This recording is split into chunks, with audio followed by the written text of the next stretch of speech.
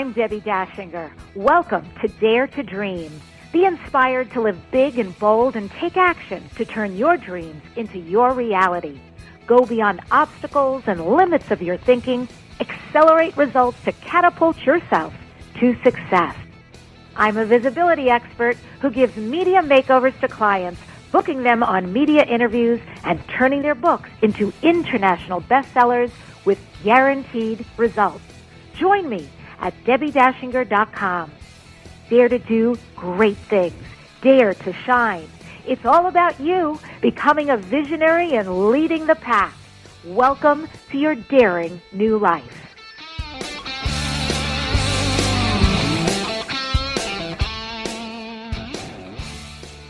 Hey. Really great to be here with you. This is Debbi Dachinger. And I realize that I did not tell you some big news on my end. I found out recently that I passed my Italian wine certification.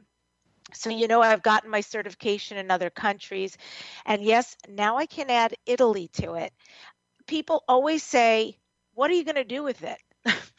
I feel like I'm a little kid growing up. What are you going to be when you grow up? I don't know. I'm just following energy, period. Following energy, following passion. I love this. I'm a nerd about wine. I'm into it. And every time I learn, I find out how much I don't know. It's this huge subject. And the tests, by the way, are brutal. So I am taking this just as I can, but I got to say, now that I've accomplished this, I think American wines are next on the horizon for me. So just loving this. What's your favorite wine? What is it you love to drink? It's always interesting to talk to people. Some of them say sweet. For me, that's blah. Some of them say port. Some of them say only white in these type, and then people who really, really know wine can get into a lot of detail about places, spaces, grapes, and all of that. So, yep, loving wine, and ta-da, now I am an Italian wine certified specialist. Got my pin and my plaque. A little later on, we've got Dr. NATASHA Todorovic-COWAN. That's a tongue twister. But she's not. NATASHA is an international speaker on leadership development and organizational change. Rooted in 70 years of research and application, Dr. NATASHA has more than 25 years of experience applying spiral dynamic tools and programs to reveal the root causes of people problems. She helps get to the heart of what prevents leaders, teams, and organizations from doing and being their best selves. Well, I wanted to share a story here at the beginning, and we'll have Dr. NATASHA on a little later, because the first time I heard this story, I was so deeply moved. I heard the story, and then they gave me a stuffed animal that is this story, and I just was so moved because made me think about humanity, my tribe, what's possible with all of us. And so I really want to share it with you. It is a goose story. When you see geese flying in V formation, you might consider what science has discovered about why they fly that way. As each bird flaps its wings, it creates uplift for the bird immediately following. By flying in V formation, the whole flock adds at least 70% greater flying range than if each bird flew on its own. Now, when a goose falls out of formation, it feels the drag and resistance and quickly gets back into the formation. When the head goose becomes tired, it rotates back in the V and another goose flies up front. Why do they honk? Well, geese honk from behind to encourage those up front to keep up with their speed. And additionally, when a goose gets sick or is injured and falls out of the formation, two other geese fall out with that goose and follow it down to lend help and protection. They stay with the fallen goose until it's able to fly again or until it dies. And only then do they launch out on their own or with another formation to catch up with their group. Super meaningful, I think. what is possible when we all choose to work together, when we create uplift, when if there's a point we're falling out for some reason, emotionally, physically, spiritually, or otherwise, and we're feeling the drag and resistance in ourselves or in life, that there's a formation there to back us up that helps us. And if we feel tired, we can rotate back and know that our tribe has got us, got our back, got our front, and we're taken care of. And when we're ready, we can head back up front. And definitely that we do things to encourage each other. And if anything happens to someone you love, that you're there. You're there with them and they with you to lend help and protection. So I just love that story. I find it super moving. And yes, I got a stuffed animal goose that actually honked after I heard that story. So how cool is that? Well, when we come back, Dr. Natasha is here. And here's the deal. We all hear the transformational words, be the change you want to see. And really, what does that mean? How do we implement it? Well, Dr. Natasha is an expert who's going to talk about change readiness and how to predict hurdles to change. She knows the secret formula to solving tough people problems. Stay right there. We'll be right back.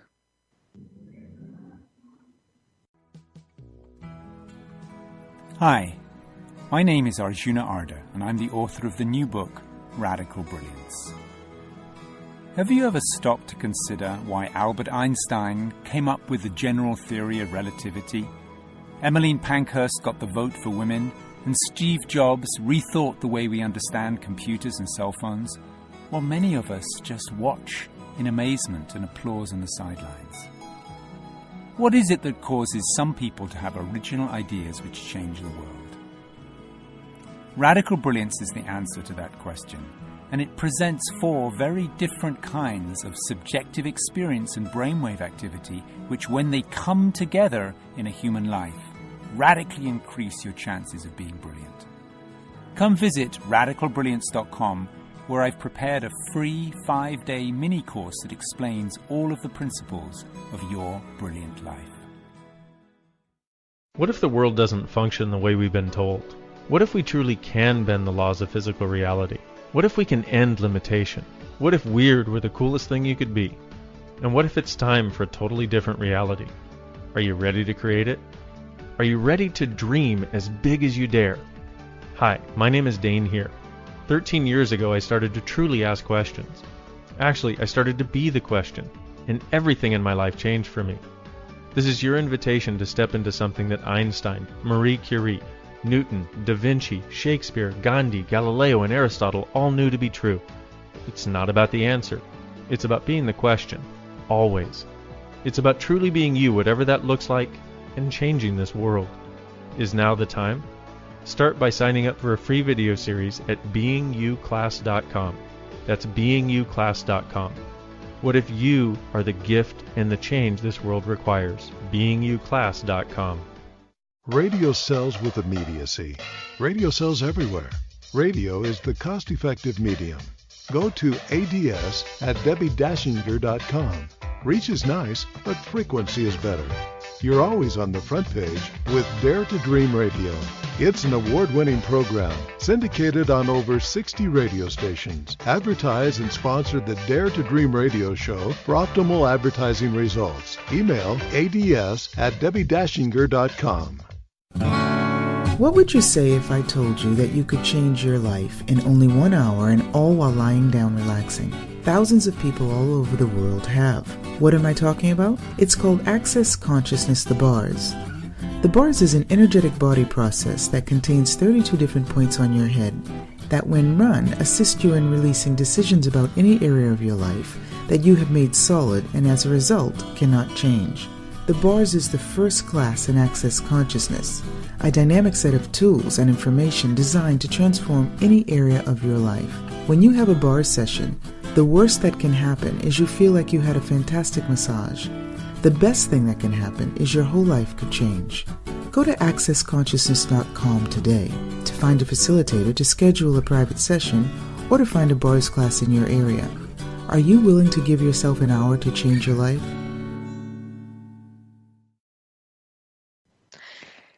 Hi, this is Debbi Dachinger. Welcome back to Dare to Dream. Dr. NATASHA I promise I'm doing this at least once successfully. Dr. NATASHA Todorovic-COWAN. Ta-da! Todorovic-COWAN deals with resistance to change, cultures in conflict, strategic partnerships, dysfunctional teams, incongruent leadership, and strategy implementation. NATASHA's expertise includes unraveling the people side of organizational problems from C-suite to shop floor, enabling leaders to make informed change choices. Her training has been conducted in 14 countries globally. You can find out more about her at spiraldynamics.org. Hi, NATASHA. My deep apologies for getting your name mashed in my mouth. I am, though, so happy to have you here. Welcome to Dare to Dream. Thank you so much, Debbie. I'm so excited to be here with you, and no problem with all those syllables. There's a lot of them. Yeah, thank you. I mess up my own name.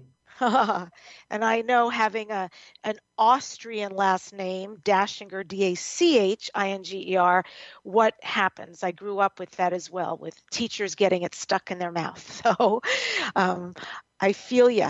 And I love this conversation because, they say there's one thing you can be guaranteed of, and that's change. And I like the fact that we're also going to be talking some about dysfunction and how you can implement strategy to really help teams and companies. And I think this conversation will also be very connected to our lives. So let's start with spiral dynamics. What is it?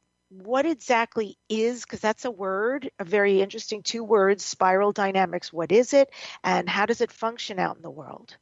So Spiral Dynamics is our trademark, our brand name, and it covers services, it covers some assessments, and it covers some of the programs that we've been teaching around the world. And essentially, the spiral part looks at human nature, why we learn the way we learn, why we interface the way we do, why we organize, however we organize, how it is we prefer to lead and be led. And the dynamics part refers to how we change or resist change and what the factors are involved in making any change effort, whether individual, team, organizational, or national, successful.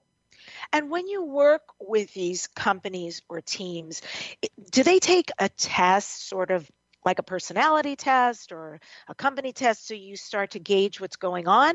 Or for your end, is this about really sitting down with the people and having conversation and seeing what's going on? And the answer is yes to both. So we do start with our assessments, and depending on what the issue is, you get a good read that way. It's much more objective when you're using assessments. Is it perfect? No. Is it always absolutely 100% accurate? No. But following up with in-depth one-on-one interviews and stakeholder analyses, you get to put the pieces of the puzzle together in a way that you normally wouldn't if you were just talking to people and going with your own biases. And also in those conversations, you're getting that richer read on what's happening that goes beyond what some of our tools can do. So matching them up together is kind of like walking with your left leg and your right leg. You need both. It's cool. And it's very interesting that you're basically an expert on change. I love that. So what was the motivation for you to become an expert on change? Was there some kind of a change pattern going on in your life? Oh, so many change patterns. So we kind of have a bit of a similar background. I come from a country that no longer exists. So my parents left the former Yugoslavia when I was about 3 years old.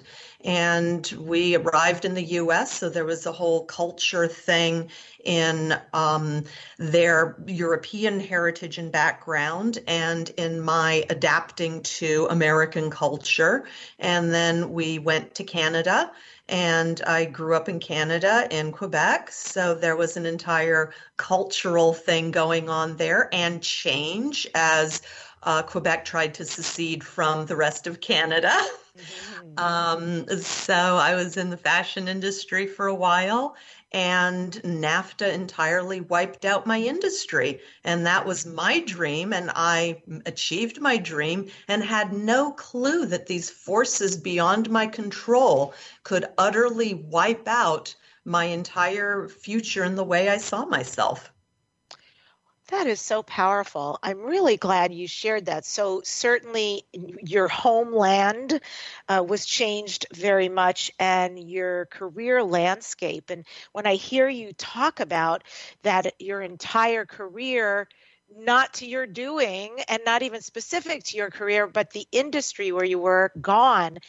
And it reminds me of what happened in the music industry. You know, anybody who is in the music industry in the 80s or 90s knows that some point in the 90s, when Napster came out and the music execs and managers did not pay attention, they believed the digital world would go away, it ultimately destroyed the music industry. I mean, you ask anyone who makes money out there, and they talk about iTunes at 99 cents and the royalties they get off of that and other things. It's a very difficult industry, not like it used to be. Same thing with publishing. They didn't pay attention to the digital world, and newspapers and magazines. So this happens. This is not like a freak thing that happened to you. This happens to a lot of people. And are there people in this position who come to you for help, or is this just the pattern that was your life that helped you get to become an expert? Well, this was the pattern in my life, and I was always fascinated with people and people patterns. So when I was a stylist merchandiser in the garment industry, my job was to look at the patterns and understand what people were going to want to buy a year and a half before they were going to want to buy it. And so I just saw these patterns. Now, mind you, like you were saying, the lumberjacks were saying, oh, this NAFTA thing, it's going to be bad. Well, if you're in the fashion business, you're not paying attention to the lumberjacks. But they were screaming about what these trade policies were going to do, and they were right. So when I had to recreate myself and shift careers, that was something I never expected to do. But being through changes like these was actually a lot easier, I think, on me than some of the folks that are going through this. And the thing is, Debbie, these aren't like what you're saying. They're not one-time things. That change is happening so rapidly. It is more chaotic than it's ever been. It's happening in rapid succession.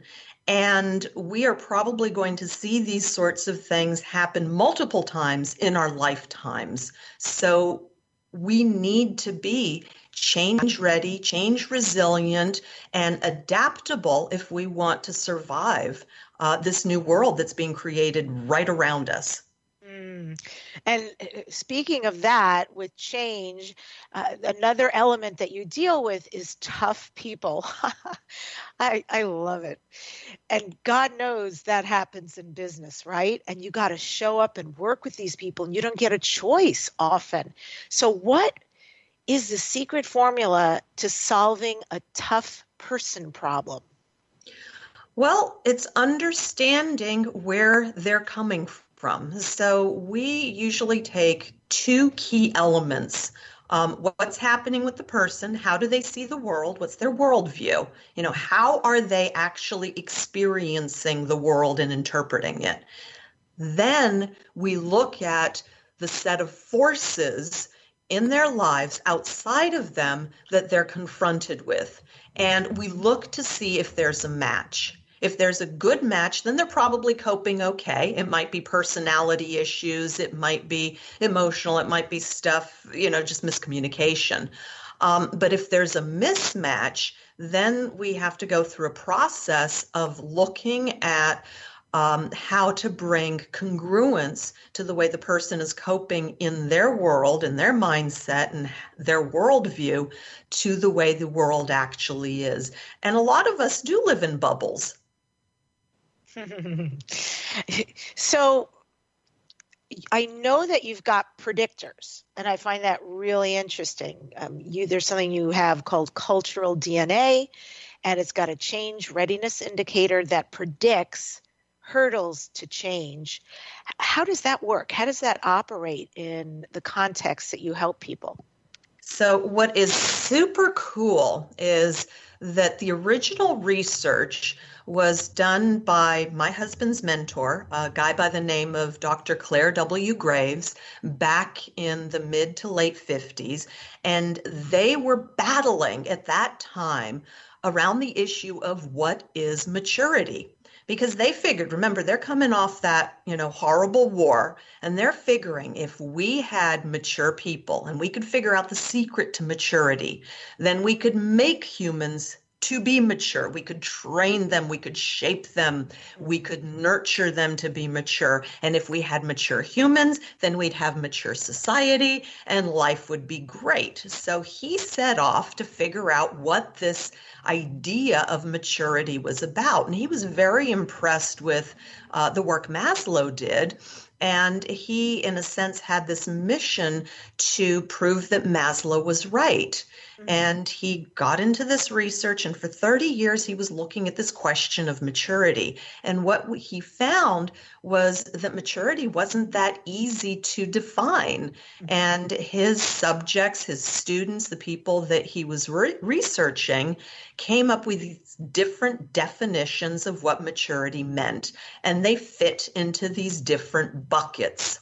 And what was fascinating about each of these buckets was that there was a unique psychology, there was a unique way of organizing, there was a unique way of learning and wanting to manage and being managed and wanting to lead and wanting to be led. And that when there was change inevitably went from one bucket to the next bucket or back. So there was a predictability to it.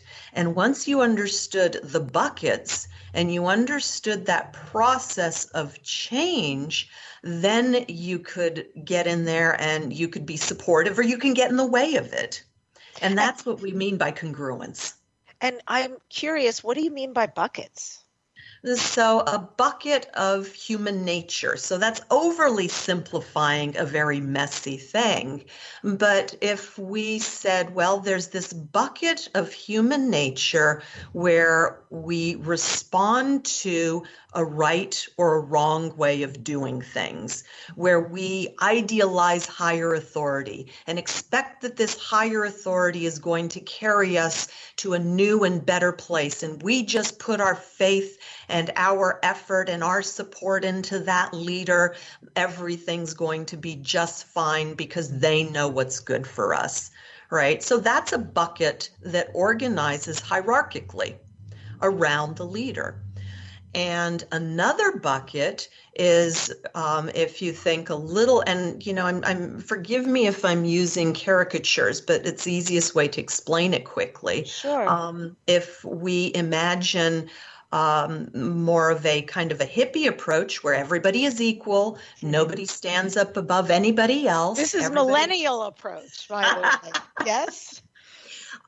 Actually, the data on the millennials is that they're as spread out across these buckets as any other generation.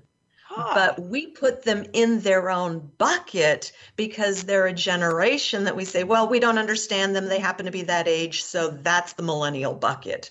But if you talk to millennials and they're talking about each other, they're complaining about the exact same things we all complain about one another.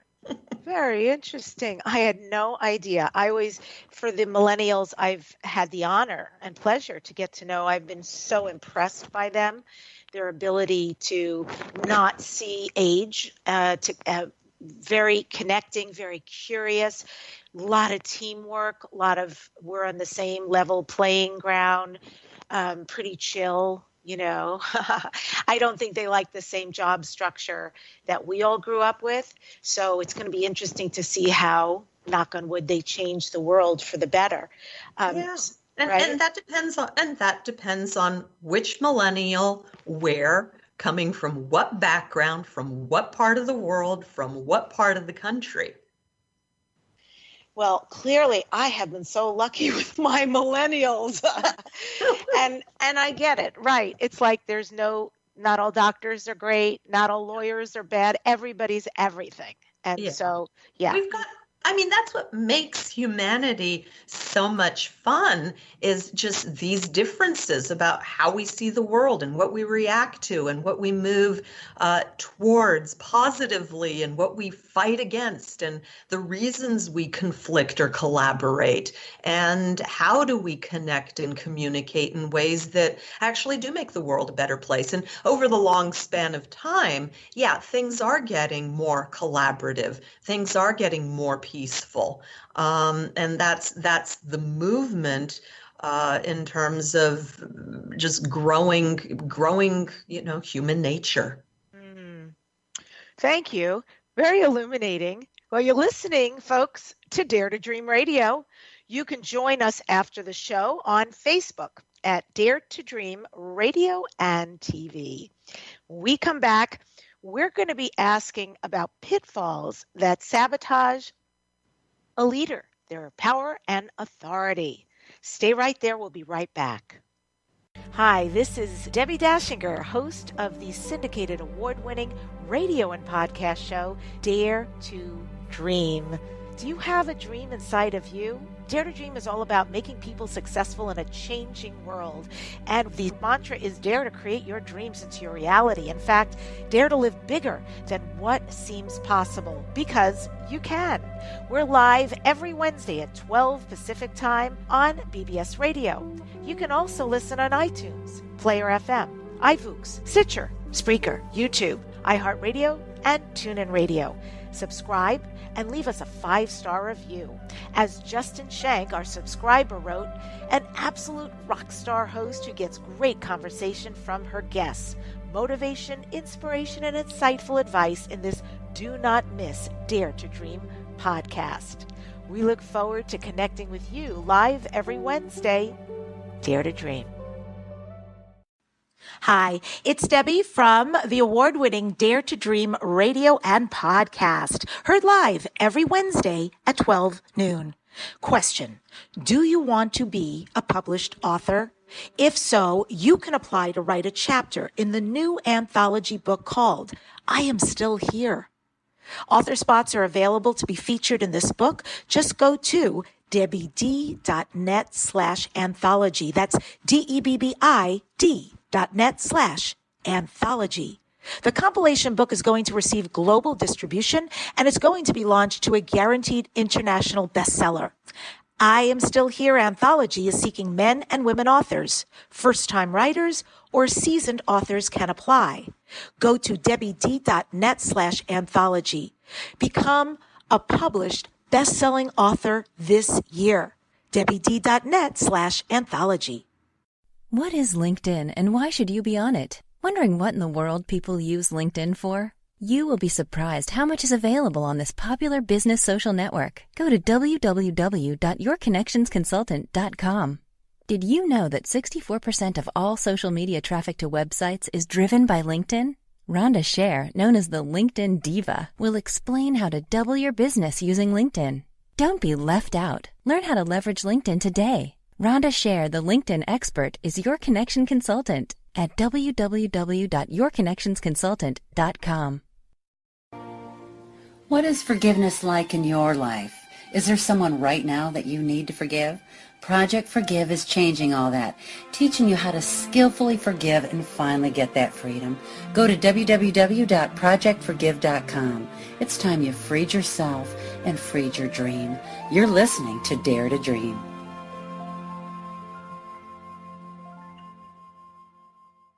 When you walk through the world truly being you, everything and everyone is invited to change. Join Dr. Dane here in his unique classes on being you. Whether you've been asking for something greater, looking for a way to change your life, or longing to change the world, Dr. Dane's Being You classes crack open a world of ease, joy, and possibilities. For a list of Dr. Dane here's upcoming classes and resources on being you, go to www.beingyouclass.com. If you're tuning in after we've started, this is Debbi Dachinger on Dare to Dream Radio. I'm interviewing Dr. NATASHA Todorovic-COWAN at spiraldynamics.org. I promise from now on it's just Dr. NATASHA. So I alluded in the last segment about the leadership trap. And I really want to go there because I think leadership is an interesting conversation. So NATASHA, I'm curious, what are the pitfalls that sabotage a leader's power and authority? Well, there are quite a few of them. And one of the things that we talk about is congruent leadership. And so a leader leads from their natural place of their psychology, the way they learn to lead, and they don't question their own approach because that's the way it's always been done, and it's just habit. And sometimes it's incongruent with the groups that they're leading. And that means that the leader needs to shift or change. And that takes a very forward-thinking, very enlightened leader to sit back and go, you know what, I'm willing to confront this, look it straight in the eye, and figure out how I need to shift or adapt my approach. So doing it the way the leaders that you've learned from have done it, and it not matching, ends up being a trap. Now, if you keep doing it the way you've always done it and it matches, then it isn't a trap. So it's contextual. And what about the science behind leading? Is there a science there? Yeah, there is. We talk about a notion called open, arrested, or closed. And if I am, so we talked about our buckets. So let's say my bucket is a steel bucket and it's got a steel lid, and that's the way I see the world, and there's no way I'm going to move. Then I need to be led in a way where you get into my bucket, you are part of my paint, you look the same way I do, you talk the same way I do, and then we'll get along and I'll accept you as my leader. And that's our kind of closed approach.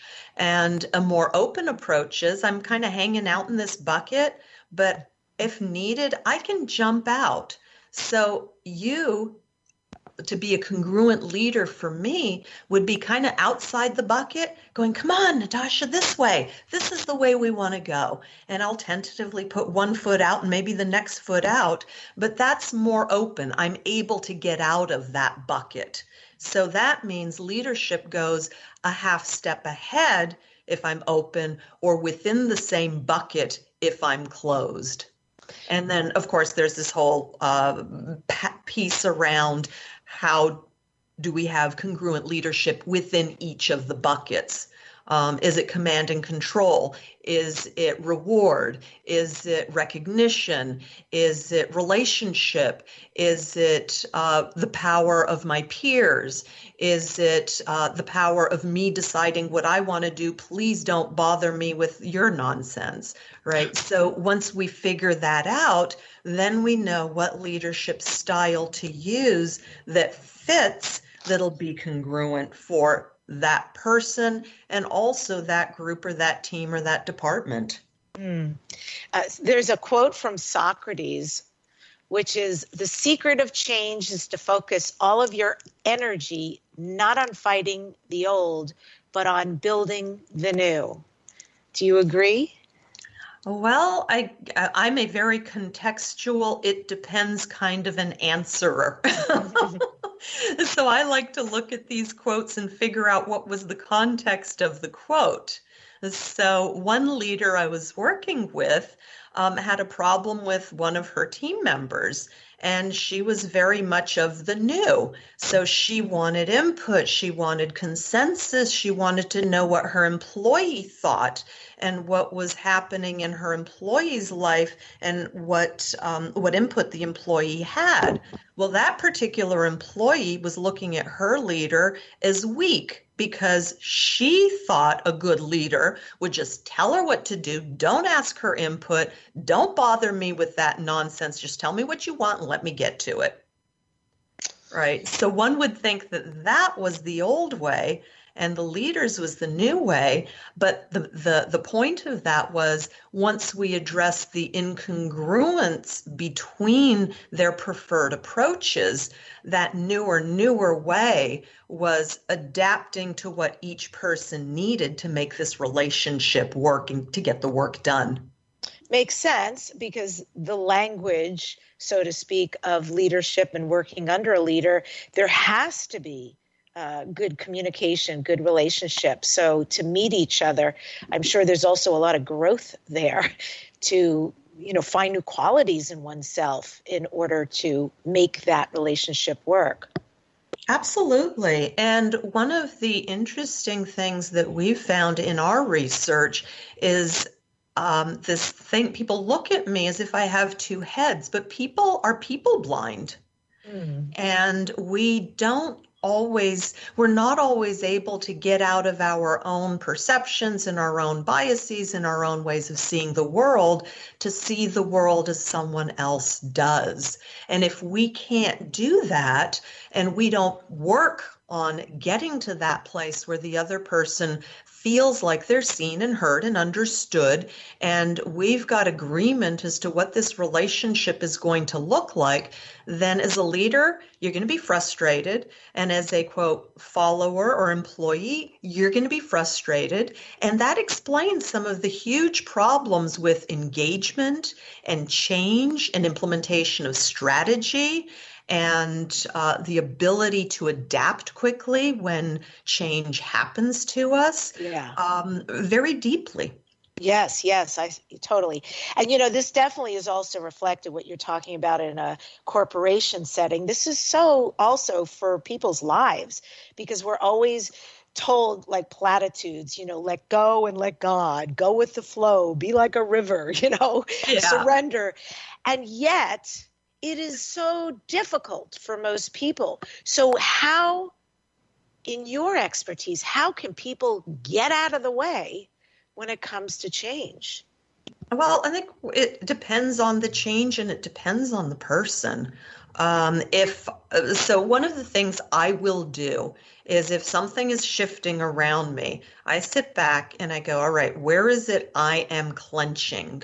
Where is it I might be resisting? And I lean into that to understand where I'm coming from, because that'll tell me how I'm perceiving it.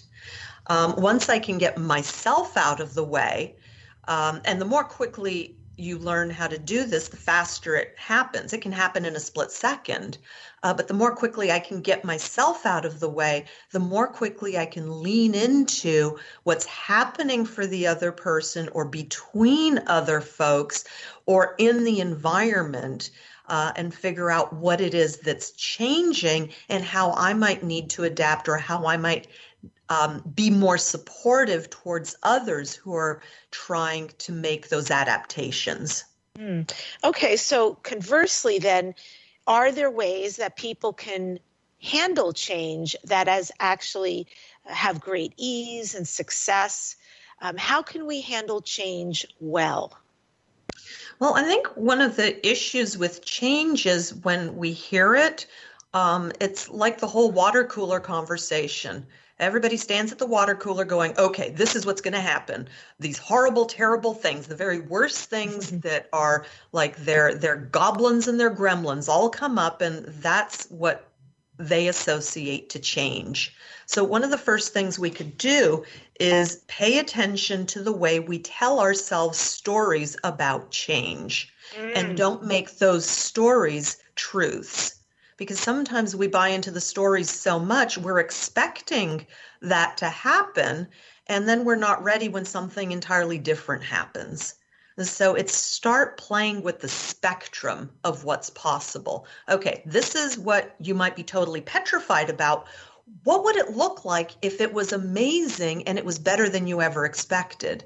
And then look for the gradations between that and just kind of brainstorm. What might it look like? You know, there's scenario A and scenario B and scenario C. What do we have to do to prepare for these likely scenarios? Let's rate them in terms of more or less likely.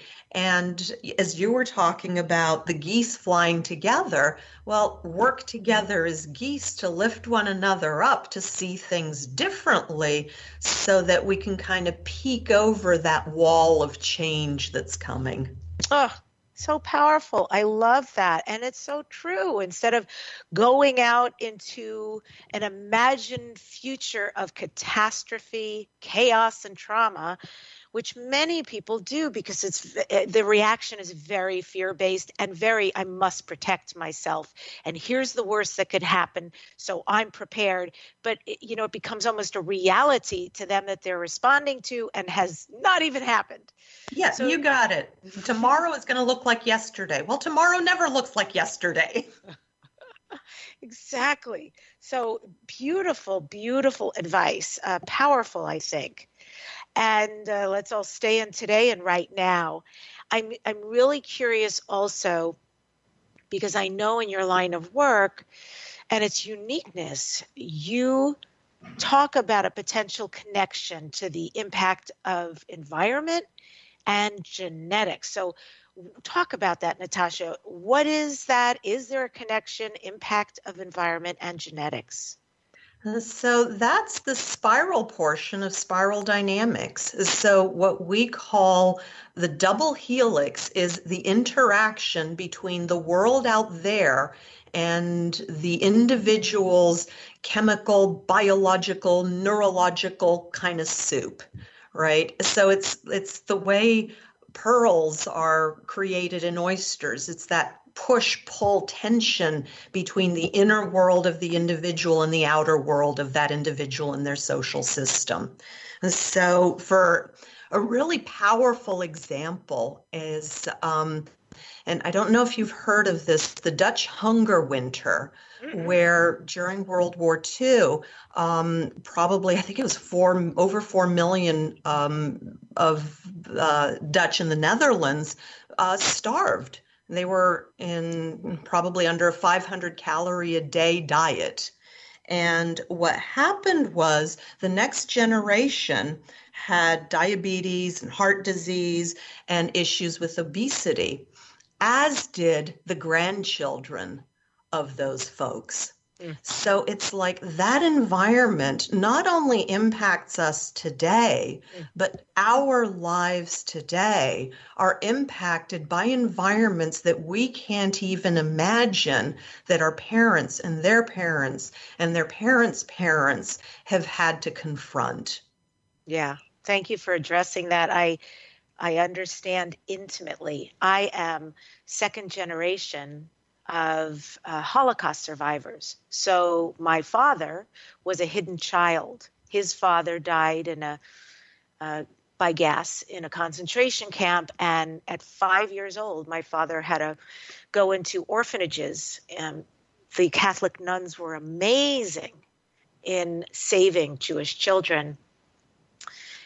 And the horrors of what he lived through, it's like a movie. It's so unbelievable.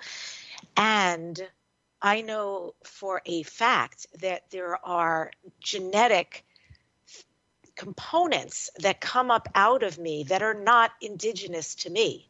Yeah. I wasn't born into it. There's no reason for my particular experience. And yet there are responses and reactions. And I've been aware of them and working mindfully with healers and, other different ways, modalities to get through this, because that's not a great genetic experience to have, always running, right? Changing identity, never fitting in, being terrified and having to disconnect from who you are and yet loving how you were born that way. So I really understand, and I love the example you gave about even physically the changes that took place in people because of what their predecessors had gone through.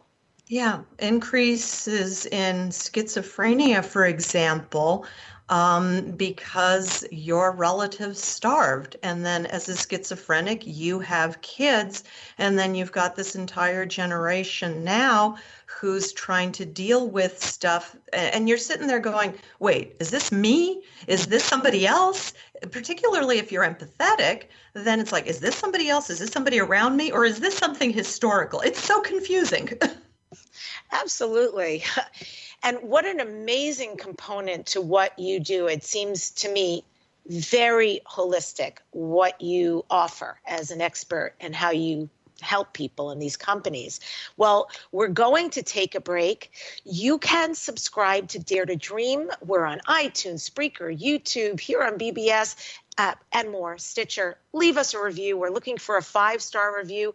I do get emails from people all the time about how you're enjoying the show. Just trust me, your 1 second of 5 stars in review counts. So when we come back in the final segment, we're going to be finding out from Natasha, what does she dare to dream next, and what kind of ritual or practice she uses daily to keep herself grounded. Stay right there. We'll be right back. Hi, it's Debbi Dachinger from the award-winning Dare to Dream podcast, heard live every Wednesday at noon Pacific Time. You're invited to receive a visibility strategy session to move your business forward.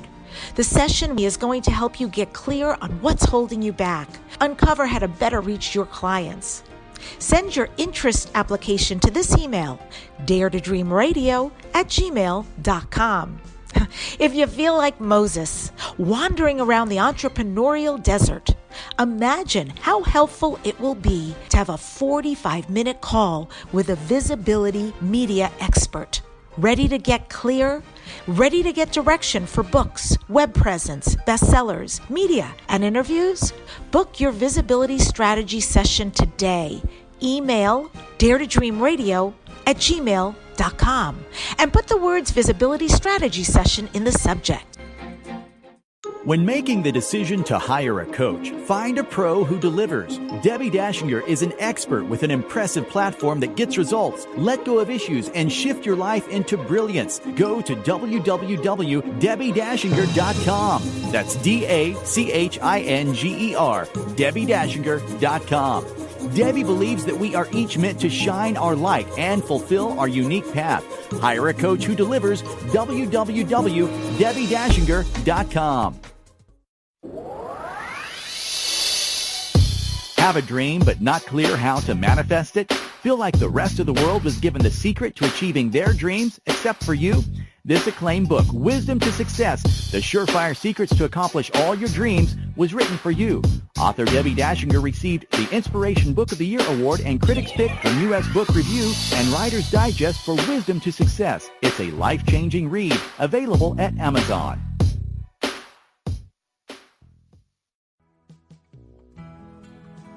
Hi, my name is Arjuna Arda, and I'm the author of the new book, Radical Brilliance. Have you ever stopped to consider why Albert Einstein came up with the general theory of relativity, Emmeline Pankhurst got the vote for women, and Steve Jobs rethought the way we understand computers and cell phones, while many of us just watch in amazement and applause on the sidelines? What is it that causes some people to have original ideas which change the world? Radical Brilliance is the answer to that question, and it presents 4 very different kinds of subjective experience and brainwave activity which, when they come together in a human life, radically increase your chances of being brilliant. Come visit radicalbrilliance.com, where I've prepared a free 5-day mini course that explains all of the principles of your brilliant life. When you walk through the world truly being you, everything and everyone is invited to change. Join Dr. Dane here in his unique classes on being you. Whether you've been asking for something greater, looking for a way to change your life, or longing to change the world, Dr. Dane's Being You classes crack open a world of ease, joy, and possibilities. For a list of Dr. Dane here's upcoming classes and resources on being you, go to www.beingyouclass.com. Hi, this is Debbi Dachinger, Dare to Dream Radio. I'm interviewing Dr. Natasha. She's CEO of the National Value Center Consulting and owner of Spiral Dynamics at spiraldynamics.org. So, Natasha, I want to start with this. This is Dare to Dream, after all. So what do you next dare to dream? What are your future dreams and goals?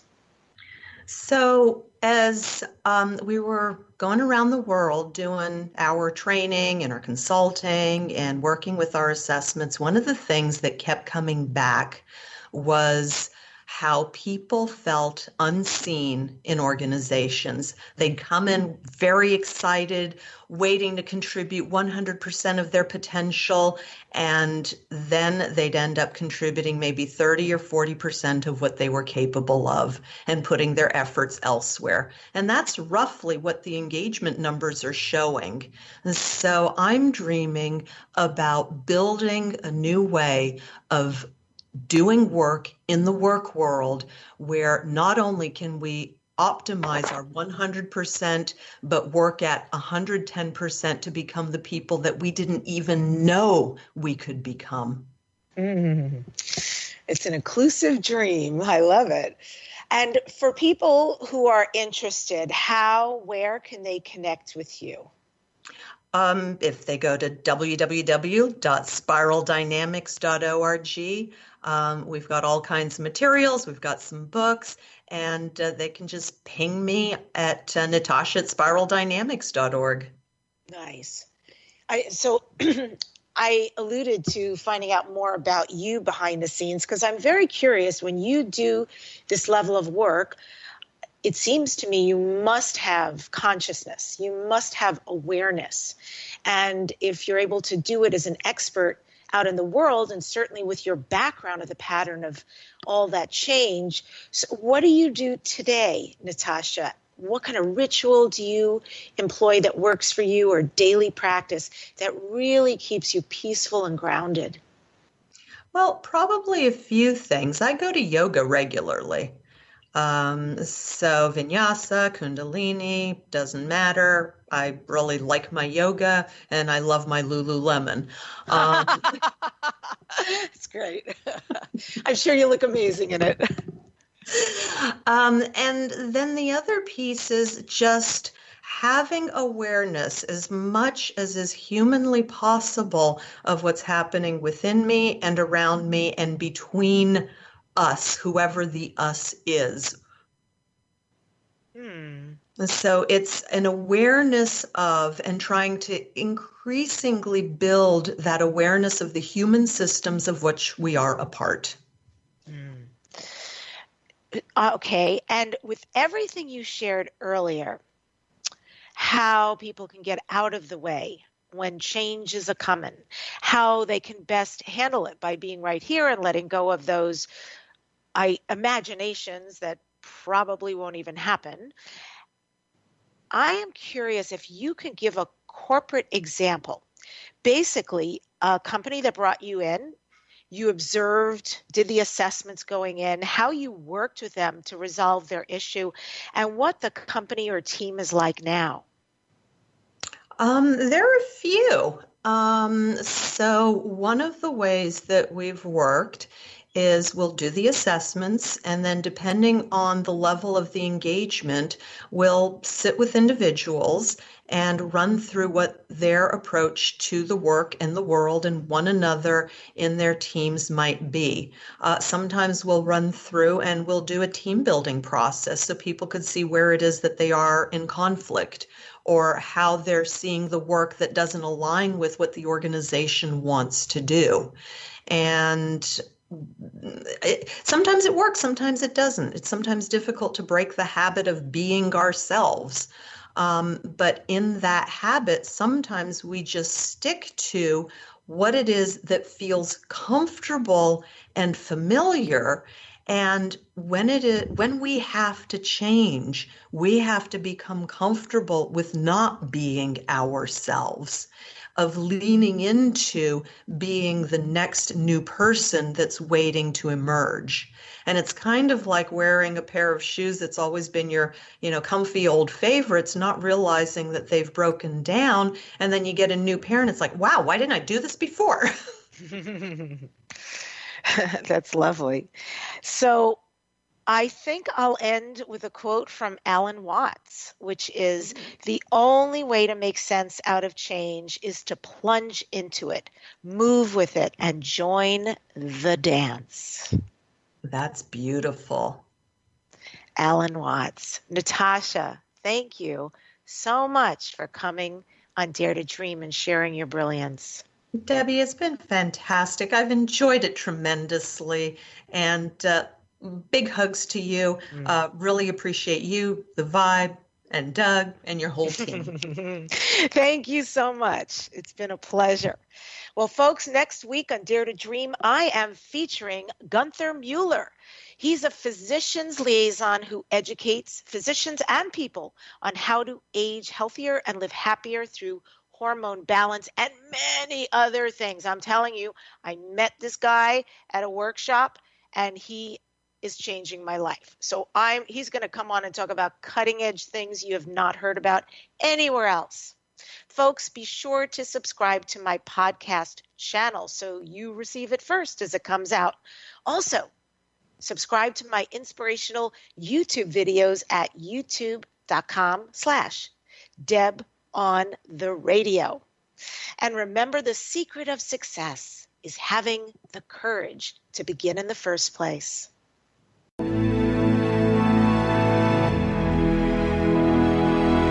To contact the award-winning syndicated Dare to Dream radio show, go to DebbiDachinger.com. Keep your excellent feedback and comments coming. Your host, Debbi Dachinger, is an expert at goal achievement, a media personality, an international best-selling author, and a keynote speaker. Debbie leads high-quality teleseminars on how to achieve goals, how to be a self-published best-selling author, and how to get booked on radio. All classes are at DebbiDachinger.com. Debbie's best-selling books are Dare to Dream, This Life Counts, sold on Amazon, and her second book, Wisdom to Success, The Secrets to Accomplish All Your Dreams, sold online at all bookstores. Tune in again to hear the next inspiring interview guest who has turned their vision into a successful reality. Want more support in making your dreams come true? Go to DebbiDachinger.com. That's www.DebbiDachinger.com. You'll see videos, MP3s, archived interviews, and amazing products sharing the secret steps to making your dreams come true. Remember to dream big with every expectation that your dream will become real. Dreams are free, so free your dreams. What do you dare to dream?